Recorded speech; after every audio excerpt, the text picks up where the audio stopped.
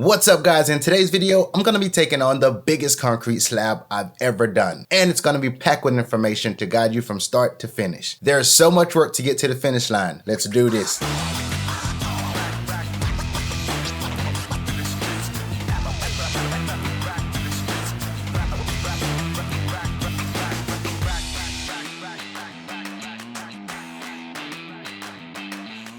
So there's a spot on the side of this house that's been run down for years and never been touched. I'm gonna clear this entire area out and I'll be putting in a 17-foot concrete slab.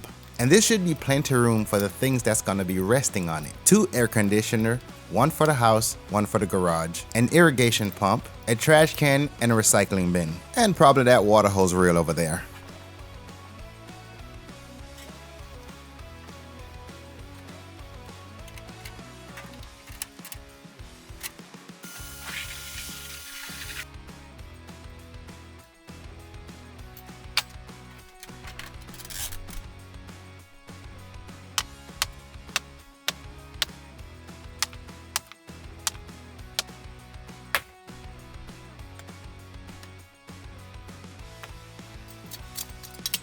I continued my cleanup of the area and cut down pipes and anything that was likely going to be in my way. I got the AC condenser out of my way and then it was on to breaking up this slab.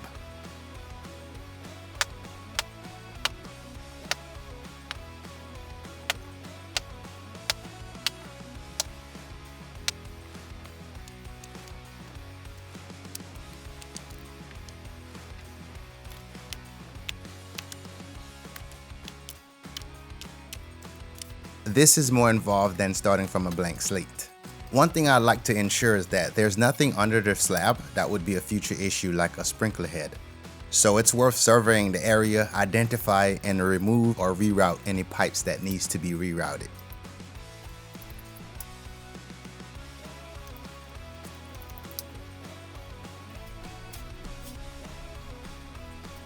Once I've verified that this entire area is cleared, I will go ahead and trench a pathway to form up the frame for the concrete slab.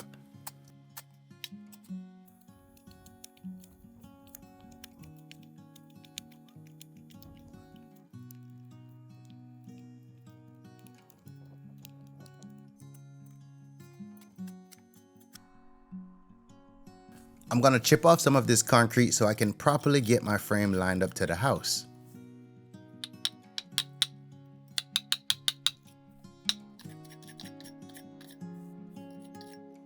I want this slab to stick out the same amount as this small shed foundation. So I'll run a string along and tie it off to use as reference. The slab's gonna be 17 foot long. Since I only have 8-foot lumber, I have to join a few together to establish that. I'm gonna take that cut off and screw it to one end of the lumber.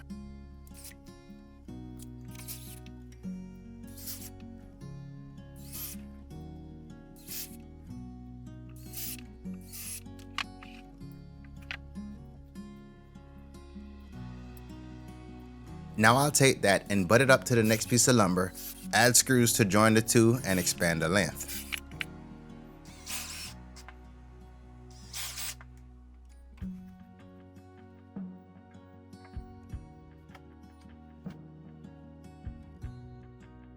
Now that I've moved the lumber into its place, I'll need to expand it just a bit more.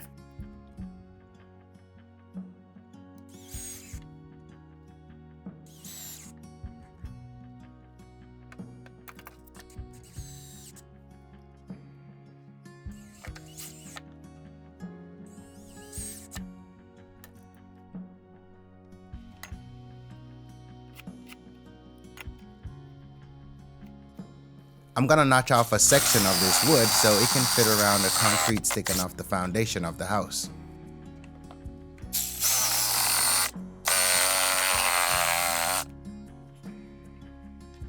I'll make my way to the other end of the slab and start to form up the frame.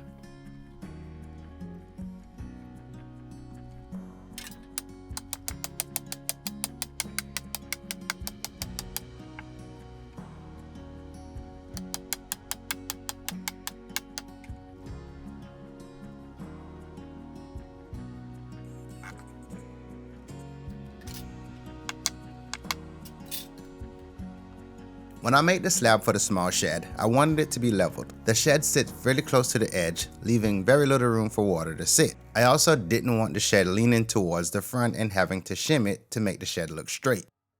With this slab, considering the size of it and the exposure of it, I am going to pitch the front of it so that water can run away from the foundation of the house. With the size of this and working alone, I'm going to methodically work myself from one side of the frame all the way around. I'll be relying on my reference strings, the framing square, measuring tape, and my level. I added and removed dirt to help me get the lumber to the right height.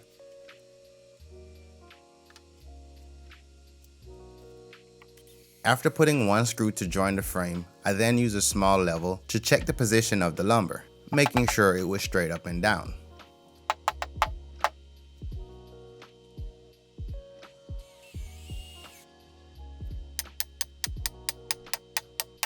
Now I can add more stakes to lock the frame in place.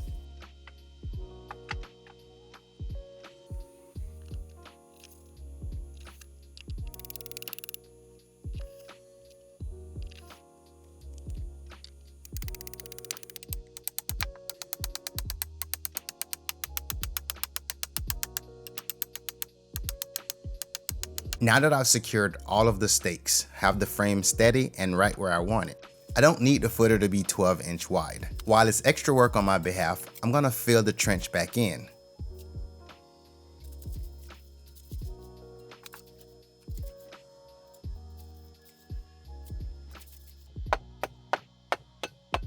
Then I'll compact it and trench it again. My goal was to shrink the size of the trench. This way I can save on the amount of concrete I use.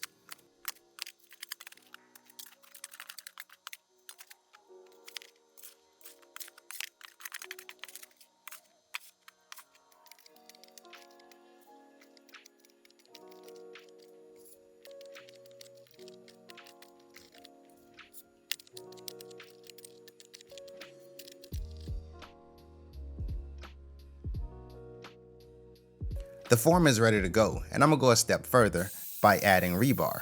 I'm using 3/8 rebar here. This should be sufficient enough for this project.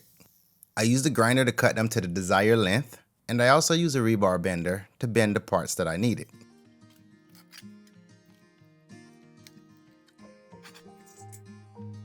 Now these don't have to be perfect, but if aesthetics matter to you, have at it.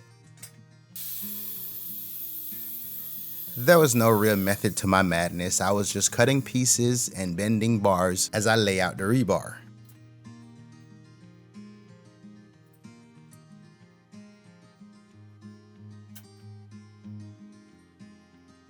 With the rebars going the length of the slab, I spaced those about 10 inches apart, and the ones that crosses over those was approximately 24 inches apart. I tied the bars together using wire ties.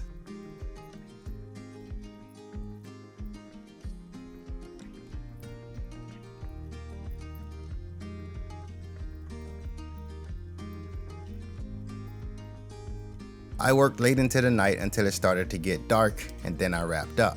I used some of the broken concrete from the slabs that was here before to raise the rebar. Now I'll take a masonry bit that's the same size as the rebar, 3/8, and drill a hole into the slab of the house.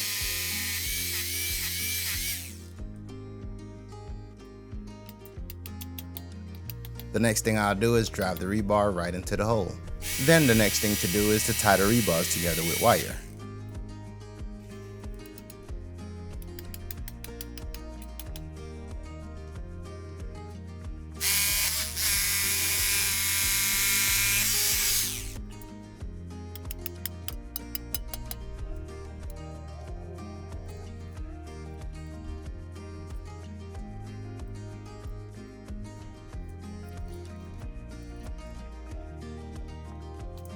With the slab being so big, I'm going to reuse some of the concrete slab that I broke up.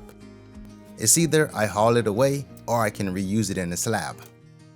It's right here, so reuse it in the slab it is. Plus, this is probably going to save me about 6 bags of concrete. I paid an extra $80 to get the concrete delivered. I ordered 80 bags of concrete, and this is pallet 1 of 2. It's raining a lot around this time. As soon as the delivery was complete, I wrapped it again with plastic.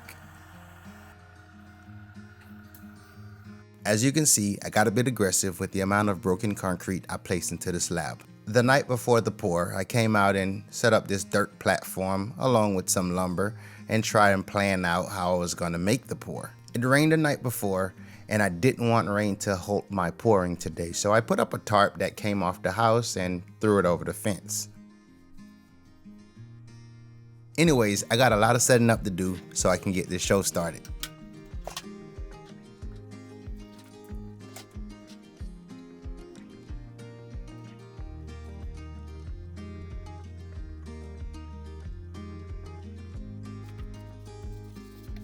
This little area will make a bit more sense later, but what's going on here is I have a grounding rod right here, and the one thing I didn't want to do here is to lock the grounding rod in the concrete. I just so happened to find these foam pieces in boxes that I had and I utilized them. I like the shape of it, so I basically kept it the way it was, made some additional pieces to stack it, taped it all together, and used it.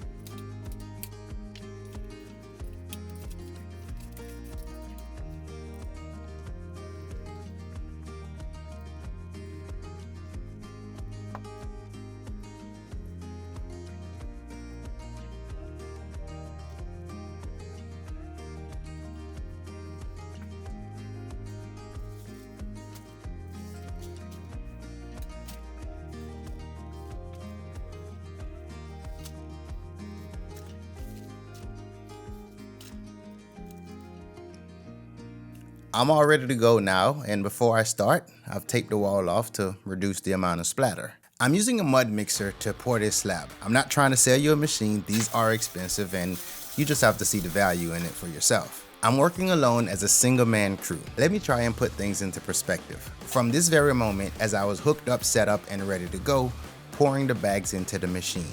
It took me around 2 hours and 40 minutes from start to finish. Within that 2 hours, I poured 71 bags of concrete, spreaded it, and finished it. Also, when I ran out of the bags that was close to my workspace, I had to bring more bags to the area. I was also filming, moving the camera, and capturing what I was doing.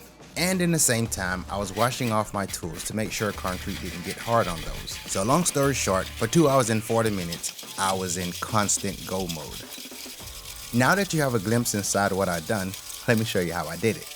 The concrete is flowing into the form. What I have in my hand is an aluminum 1/2-inch rod. I'm trying to alleviate any possible air pockets that would be down at the bottom. I am unable to see what's going on down there, so this is the best thing I can do. As I'm doing this, I'm keeping an eye on the mixer as well to see how much concrete is left. The minute it looks low, I stop, drop a few more bags, and come back. Feel free to skip around. I'm gonna let this video run so you can kind of see what a behind the scene look like as I'm working.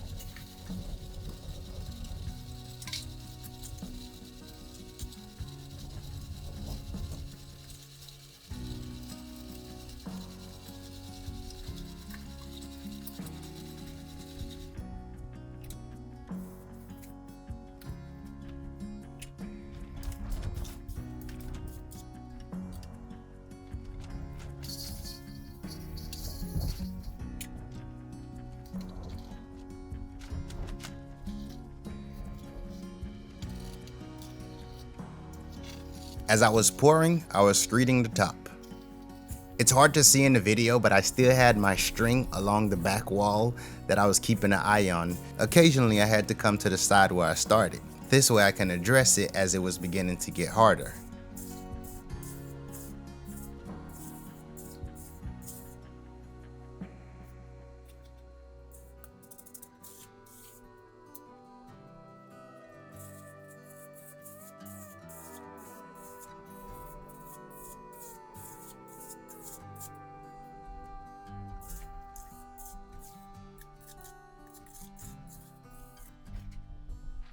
Now, if I'm being realistic, I didn't really need to use this bull float, but since I bought it for a much bigger project and hadn't gotten around to starting that one yet, my patience ran thin and I was like, I gotta use it.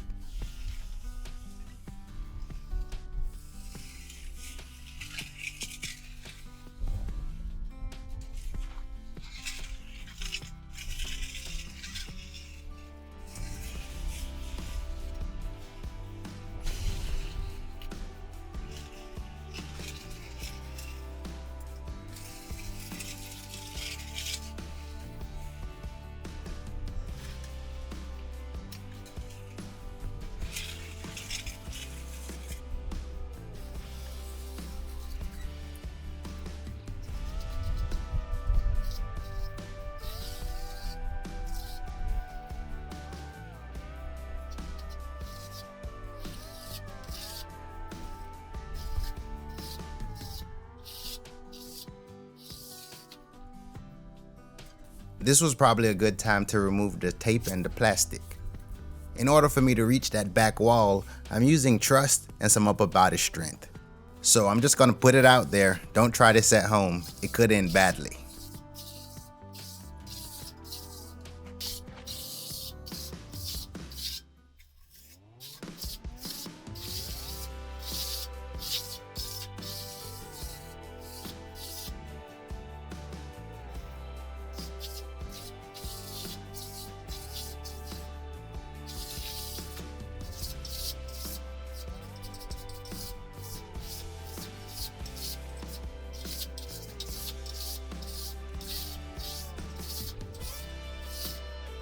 At this point, the concrete was getting much harder, so I was able to use the float to hold myself up as I used the finishing trowel to finish the top. This is probably where most people would broom the top. Running the broom across the top of it will hide some imperfections. I mean, I don't have a broom, and I'm not in a rush to get one, but I'm also not a fan of it, so I'm gonna go for a more smooth finish. Once I have the top to a desired look, I'm gonna go ahead and put an edge on the slab.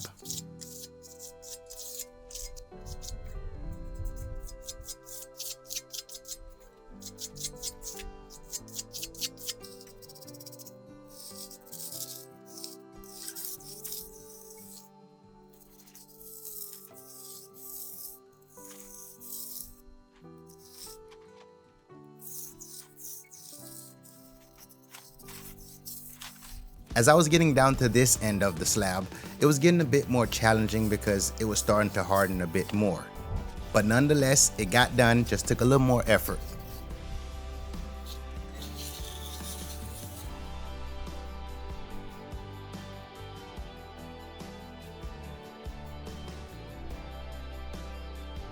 Alright, so at this point the work is done and I just need to clean up.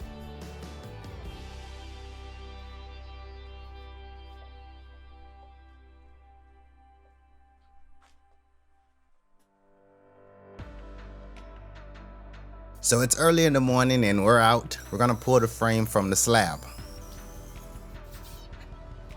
My little helper wanna help me out, so I'm gonna let her give me a hand. If we don't get this done early, she's not gonna stick around when the sun come out.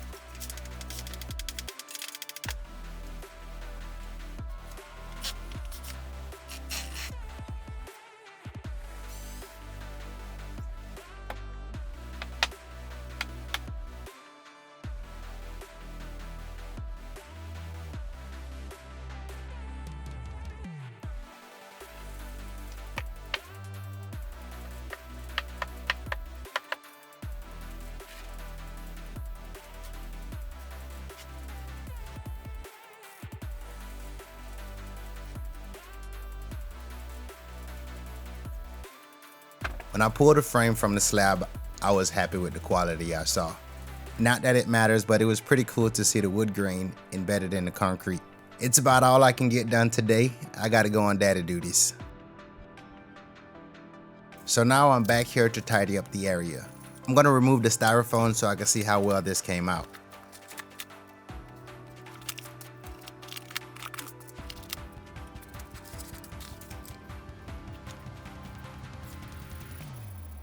So as we take a peep inside here, you can see I still have access to the ground rod, and if I needed to tighten this up, clean it up, whatever I have to do, it's here.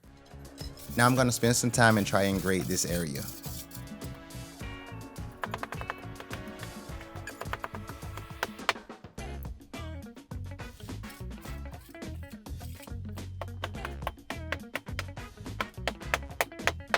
I don't think I can wait for weeds or grass to grow here, so I bought a pallet of sod.